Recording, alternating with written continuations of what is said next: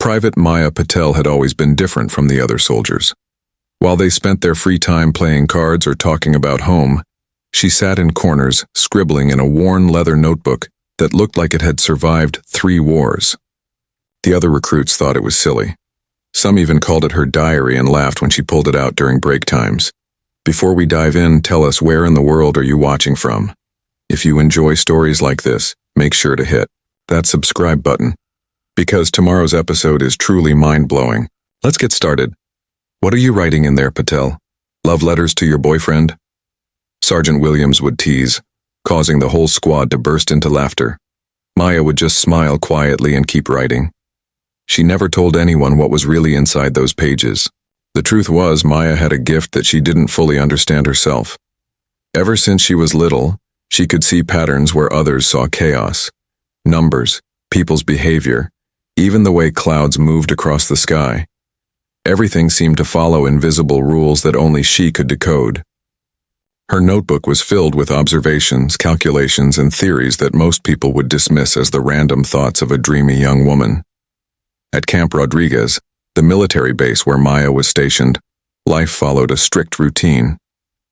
Every morning at 5:30 a.m., the soldiers would wake up to the sound of reveille.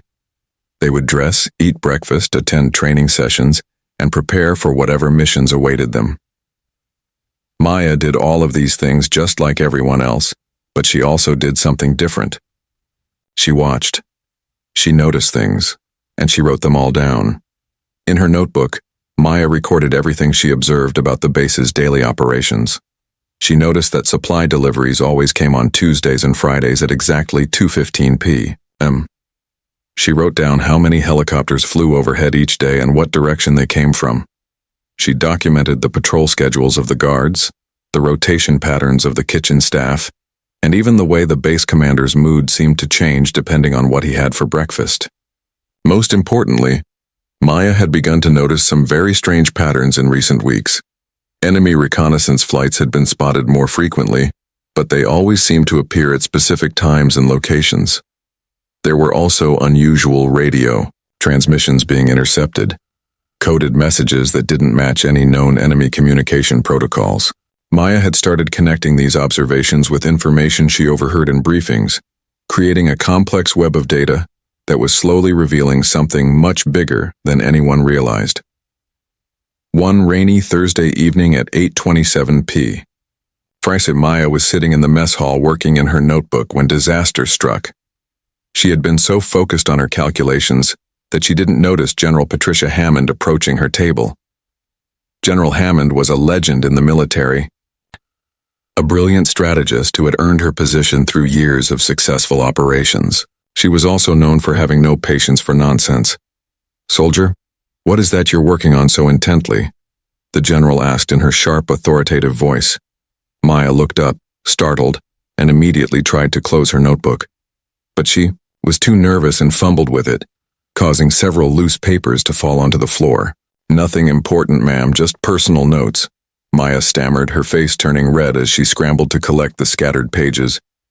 But General Hammond was already bending down to help, and as she picked up one of the papers, her eyes began scanning the contents. What the general saw on that single page made her freeze completely. The paper was covered with Maya's neat handwriting, but it wasn't a personal letter or diary entry. Instead, it contained a detailed analysis of enemy movement patterns, complete, with timestamps, coordinates, and mathematical calculations that predicted when and where the next attack might occur. "Soldier," General Hammond said slowly, her voice carrying a new tone of respect and urgency, "I need to see everything in that notebook. Right now." Maya's heart pounded as she handed over her precious notebook. She watched nervously as the general flipped through page after page, her expression growing more intense with each turn. The mess hall around them had gone quiet.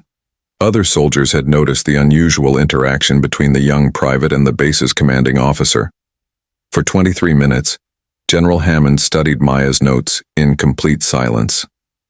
She examined the charts showing enemy flight patterns, the calculations predicting supply route vulnerabilities, and most importantly, Maya's theory about an imminent large-scale attack that would target not just their base, but 3 other installations. Simultaneously, Private Patel, the general finally said, looking up from the notebook with eyes that held a mixture of amazement and concern. How long have you been tracking these patterns? About 6 weeks, ma'am, Maya replied quietly. I know it probably seems silly, but I just noticed things weren't adding up the way they usually do. The enemy movements seemed too coordinated to be random, and when I started plotting them on maps and running the numbers, this pattern emerged. General Hammond closed the notebook and stood up. Private, what you've documented here isn't silly, it's brilliant. And if your calculations are correct, we have less than 48 hours before a coordinated enemy offensive that could destroy 4 military installations and kill thousands of our people. The weight of those words hit Maya like a physical blow. She had known her observations suggested something big was coming, but she hadn't fully grasped the scale of what she had uncovered. Her hands began to shake as the reality of the situation sank in. Ma'am, I could be wrong, Maya said quickly. I'm just a private. I don't have access to classified intelligence reports or advanced analysis tools. This is all based on things I could observe from the ground level. That's exactly what makes it so valuable, General Hammond replied. Sometimes the most important intelligence comes from the people who are actually watching and paying attention to details that others miss. Your ground-level perspective, combined with your analytical skills, has given us a picture that our high-tech surveillance systems couldn't provide. Within minutes, General Hammond had assembled an emergency meeting with the base's senior command staff. Maya found herself sitting in a room she had never been allowed to enter before, surrounded by colonels, majors, and other high-ranking officers who normally wouldn't even notice her existence. Ladies and gentlemen, General Hammond began, Private Patel has uncovered what appears to be intelligence indicating a coordinated enemy attack planned for this Saturday at 0400 hours. I want everyone to review her analysis and tell me if we can verify any of these patterns through our own intelligence channels. For the next 3 hours, Maya's notebook became the center of intense discussion. Military analysts pulled up satellite images, communication intercepts, and reconnaissance reports to check her observations against official intelligence data. One by one, they began confirming that her amateur analysis was not only accurate, but had identified connections that their professional intelligence officers had missed. Colonel James Wright, the base's intelligence chief, was the first to speak up. General, I've been reviewing our intercepts from the past month, and Private Patel's timeline matches up perfectly with a series of coded transmissions we couldn't decode. If we apply her pattern analysis to those messages, they start making sense as coordination signals for a multi-base attack. Major Lisa Foster, who handled reconnaissance operations, nodded in agreement. The flight patterns she documented match unusual enemy aircraft movement that we noted but didn't consider significant. When viewed as part of her larger pattern, it's clear they were conducting detailed surveillance in preparation for coordinated strikes. As each officer confirmed different aspects of Maya's analysis, General Hammond felt a growing sense of both pride in the young soldier's abilities and urgency about the threat they were facing. If Maya was right, they had less than 36 hours to prepare for an attack that could change the entire course of the war. Private Patel, the general said, I need you to walk us through your predictions about when and how this attack will unfold. Don't worry about military protocol or formalities. Just tell us what you see in the data. Maya took a deep breath and stood up, still holding her notebook. Despite her nervousness, her voice grew stronger as she began explaining her analysis. She showed how enemy reconnaissance flights had been gradually mapping defensive positions at all 4 targeted bases. She demonstrated how the timing of various enemy activities suggested they were coordinating across multiple units to strike simultaneously. Most importantly, she had identified what appeared to be the enemy's primary weakness in their plan. Based on the patterns I've observed, Maya explained, they're relying heavily on synchronized timing across all 4 attacks. If we can disrupt their communication network at the right moment, their coordination will fall apart, and we can defeat each attack individually instead of facing one overwhelming assault. The room fell silent as the implications of Maya's insight sank in. She wasn't just predicting the enemy's plan, she had found a way to defeat it. General Hammond stood up and addressed the room. I want immediate action on Private Patel's recommendations. Colonel Wright, Coordinate with intelligence services at the other 3 bases and warn them about the impending attack. Major Foster, prepare our defensive positions based on the approach roads Private Patel has identified. And I want a communication disruption operation ready to execute at exactly 0330 hours on Saturday morning. As the officers began filing out to execute their orders, General Hammond turned to Maya, who was still standing nervously by her chair. Private, you've just potentially saved thousands of lives with your observations and analysis. I'm recommending you for immediate promotion and transfer to our Strategic Intelligence Division. We need people who can see patterns that others miss. Maya felt overwhelmed by the sudden turn her life had taken. Just hours ago, she had been a nobody private whose notebook was considered a joke by her fellow soldiers. Now she was being praised by a general and offered a position in military intelligence. Ma'am, Maya said hesitantly, I appreciate the recognition, but I'm worried about something. What if my analysis is wrong? What if we're preparing for an attack that isn't going to happen? General Hammond smiled for the first time that evening. Private, that's exactly the kind of careful thinking that makes you valuable to us. Yes, there's always a chance that intelligence analysis could be incorrect, but your work is based on solid observations and logical deductions. Even if some details are wrong, the overall pattern you've identified is too consistent to ignore. The next 34 hours passed in a whirlwind of preparation. All 4 military bases went into high alert status based on Maya's predictions.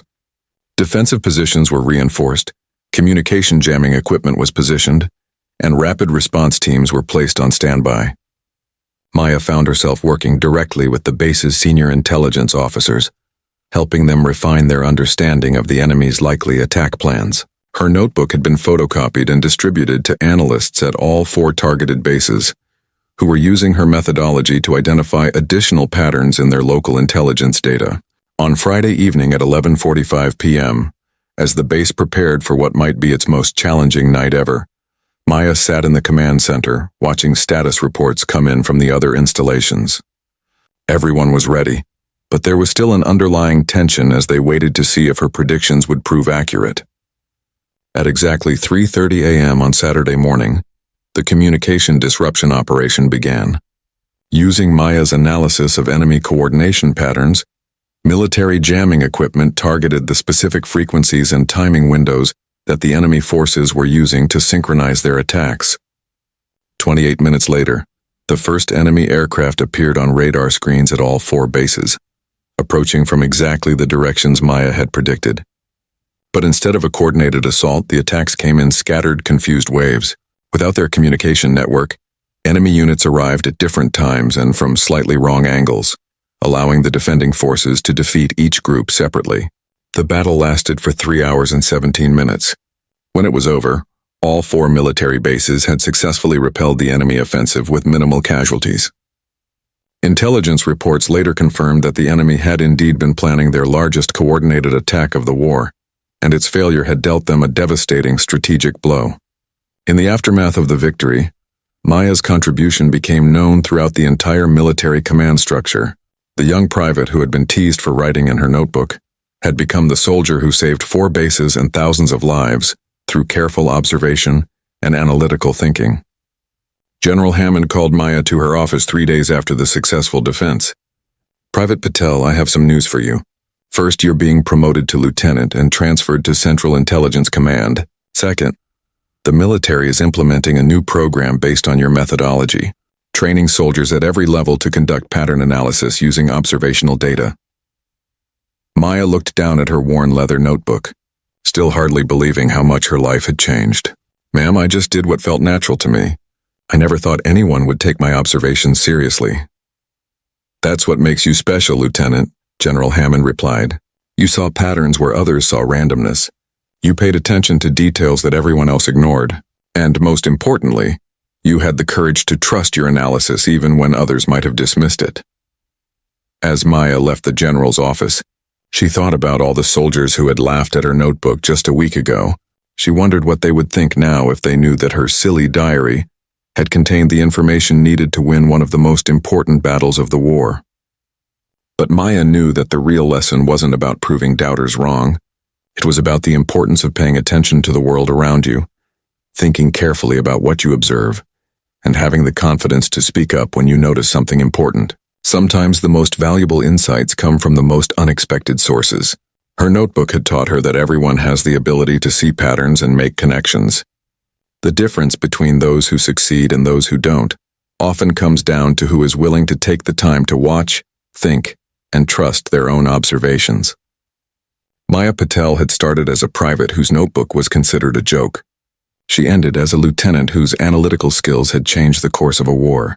Her story became legendary in military circles, inspiring a new generation of soldiers to pay closer attention to the world around them and to trust their ability to make sense of complex patterns. The notebook itself was eventually donated to the Military Intelligence Museum, where it serves as a reminder that sometimes the most powerful weapons are not guns or bombs, but careful observation, logical thinking, and the courage to speak up when you see something that others have missed.